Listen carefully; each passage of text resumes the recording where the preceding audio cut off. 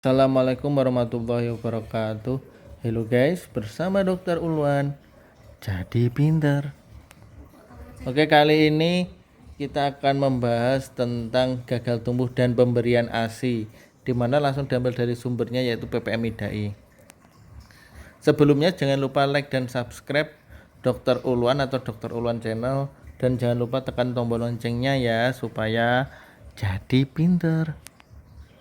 Oke, gagal tumbuh adalah kenaikan berat badan yang tidak sesuai dengan seharusnya, atau disebut tidak naik atau flat growth, atau bahkan turun dibandingkan dengan pengukuran sebelumnya.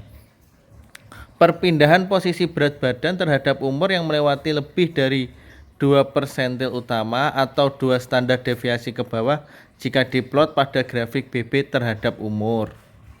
Gagal tumbuh itu belum tentu gizi kurang atau gizi buruk. Dia bukan diagnosa, namun hanya gejala yang harus dicari penyebabnya. Untuk anamnesis, yang pertama asupan kalori tidak cukup, yang kedua gangguan proses makan, kemudian yang ketiga adalah kesalahan pemberian makan, di mana kesalahan pemberian makan ini bisa terjadi karena tekniknya yang memberi makan tidak tepat, jumlah makanannya tidak cukup, makanan tidak sesuai usia, dan withholding of food atau sering menahan makanan di mulut. Kemudian muntah itu juga bisa pada reflux gastroesofageal, obstruksi saluran pencernaan. Kemudian absorpsi gizi yang tidak mencukupi, contohnya pada diare, inflammatory bowel disease atau cystic fibrosis. Kemudian penggunaan energi yang berlebihan, misalnya peningkatan metabolisme, peningkatan penggunaan kalori atau anaknya aktif biasanya, atau gangguan penggunaan kalori, ada penyakit-penyakit tertentu. Untuk pemeriksaan fisiknya yaitu pemeriksaan antropometri atau 2 periode dalam 3 tahun pertama kehidupan. Untuk pemeriksaan tersebut didapatkan penurunan persentil berat badan terhadap umur melewati 2 persentil mayor.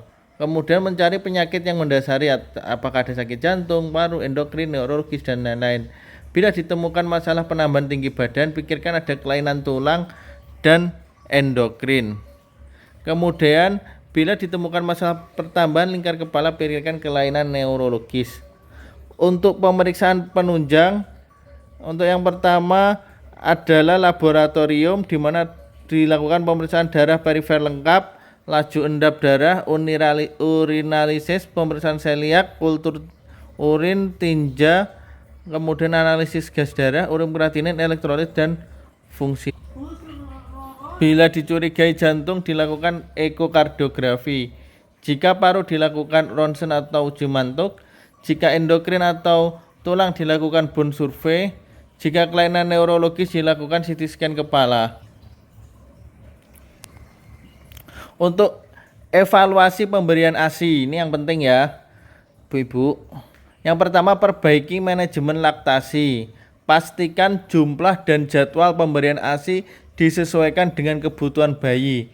Frekuensinya sekitar 8-12 kali per hari dengan lama pemberian 10 menit di setiap payudara untuk asupan hind milk. Atasi masalah ibu yang kelelahan, stres, rasa lapar. Menggunakan pompa ASI untuk meningkatkan produksi dan menggunakan obat-obatan misalnya metoclopramid. Itu kalau misalnya ASI-nya nggak lancar. Oke, lanjut. Untuk pemberian ASI pada batita atau kurang dari 3 tahun atau 1-3 tahun. Yang pertama, pemberian ASI pada batita atau kurang lebih 1/3 dari total kebutuhan kalori dalam sehari. Pastikan pemberian makan yang cukup. Hindari ngempeng bila berlanjut dan mendominasi asupan makanan, maka hentikan pemberian ASI dan tingkatkan asupan susu formulasi atau empasi.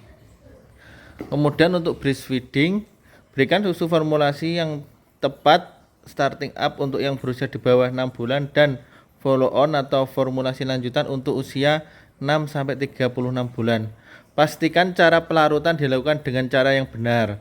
Nah, jadi kadang itu kenapa susu formula tidak efektif, karena melarutkannya itu tidak benar. Di belakang itu ada tulisannya dilarutkan misal 200 ml 5 sendok, tapi karena pengen irit dibikin 2 sendok, 3 sendok, makanya parutannya nggak benar. Harusnya harus sesuai. Kalau 5 sendok 5 sendok, 8 sendok 8 sendok.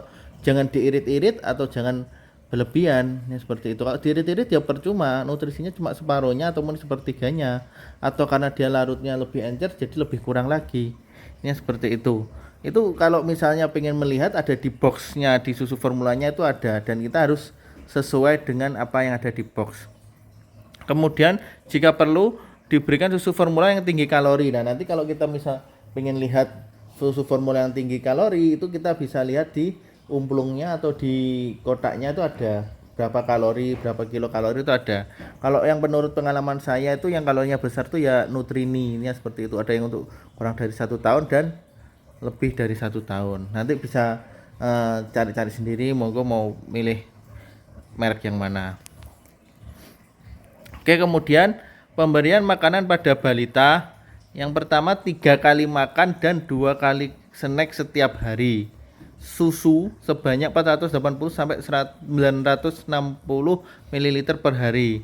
Stop pemberian jus, pans, soda hingga berat badannya normal. Hentikan pemberian makan secara paksa. Tetap harus telaten dan sabar saat memberi makan. Kemudian terakhir perhatikan tempat saat memberikan makan. Oke, mungkin cukup sekian penjelasan dari saya, Dr. Ulan. Kurang lebihnya mohon maaf. Assalamualaikum warahmatullahi wabarakatuh.